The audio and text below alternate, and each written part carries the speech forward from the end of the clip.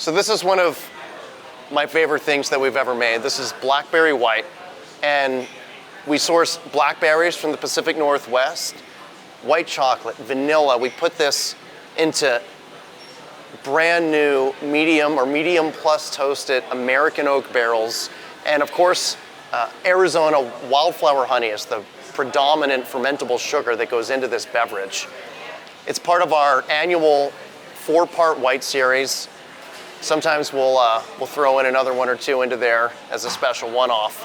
But I want to try this on tap, which is kind of fun for me because, you know, you drink things out of a bottle or a can or a tap, and sometimes they seem to taste different to you, and people, you know, go back and forth on that. So I actually haven't tried this on tap in a long time. So let's see how this is going. I mean, the fruit and the white chocolate, the vanilla just punches you in the nose. There's maybe a hint of aromatics and tannin from the barrel, but it's restrained, especially because I just poured this from the tap, and this is coming out probably in the mid-30s Fahrenheit, and it's not really expressive as it would be if you cracked a bottle at home, for example, at room temperature. But it also seems somehow fresher, because some of the characteristics I'm expecting to taste from my memory are restrained from the temperature that this is at. And it's fun to try things at different temperatures because they change a lot, degree to degree, moment to moment. So this is just utterly smooth and satisfying. Almost like there's a hint of lactose in there, but there's not. And lactose is just, you know, that creamy, beautiful milk sugar that you know from like whole milk or whatever, vitamin D milk. It's not in here, but it almost has a little bit of that mouthfeel. But then in the end, there's still that tartness of the berry. A little bit of the barrel. I'm getting virtually no alcohol at this temperature. And so one thing you can do is really warm up your glass. And something I talk about from time to time, because it's just so interesting, is how, you know, wine glasses have stems. Little stem for a snifter, larger stem for a more elegant glass. And then the whole reason you have a stem, besides the fact that it looks sexy, is that you're keeping your hand away from the bowl of the glass. But you get to do this with your hands. And right now we're warming the glass, and as we swirl it, we're introducing oxygen, which is going to allow the chemicals, and everything in life after all is chemicals, right, to interact with each other and to change and to rapidly oxidize. But rapid oxidation in the context of leaving a bottle out on your countertop for a week or two is a bad thing, but in the context of minutes in your hand in a glass is a good thing. It's going to allow new flavors and aromas to express themselves. So this is probably just 2 or 3 degrees warmer than it was before I started swirling. And already I can start to smell a little bit of the alcohol. This is 13.5%. Not crazy for a mead or a wine as we're used to. It'd definitely be a lot for most beers. But I'm starting to get that ethanol expressing itself from the bowl of the glass.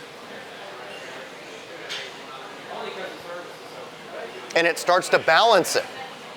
Right away I'm getting more tannin. I can taste the barrel and the oak all of a sudden. And it's not just my imagination, it's like tingling my cheeks. That is really nice, but it's still missing something, right? Like, I know what blackberry white can be. I just want to get this a few degrees warmer to see how that happens. You know, in general, in life, in chemistry, and chemical reactions, as things get warmer, they get more aggressive. And that's what we're doing. That's what you can do when you drink a bottle of anything that you open up that's chilled. Try it right away, but then let it warm up and see how it changes. See how it reacts to the oxygen in the air. If I crack a bottle of mead when I'm cooking dinner, I always like to try it right away, just to get a sensation of what I'm tasting, what I'm smelling. All right, it needs a little more. And then, you know, as you're cooking, whatever it is you're cooking, I mean, I like to try and often cook with whatever it is I'm drinking, but if you're just enjoying the beverage to pair with whatever it is you're making, it's fun to try a couple of sips. Don't maybe pour a whole glass right from the get-go. But try a couple of sips, even if you're just gonna totally redneck it and drink it out of the bottle. That's cool if no one's looking, right? And then by the time you get to the meal, you've got something that's probably gonna be at the exact temperature that you want, where it's expressing the aromas and the flavors that you're going for.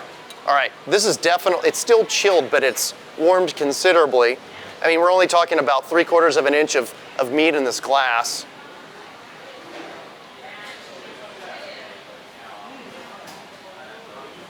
I think we just hit a sweet spot.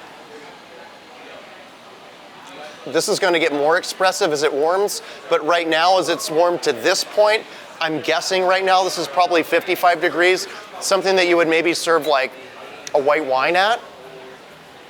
And it just coats your palate, and it's so savory. This umami sensation is hitting all of the taste bud receptors.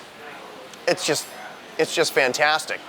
And when something does get to room temperature, you're gonna smell and taste more, but you also lose a refreshing character. And so that's why I think that right now, obviously I don't have a thermometer out, but this is just, it's chilled enough to be refreshing and warm enough to be expressive in the aroma and the flavor.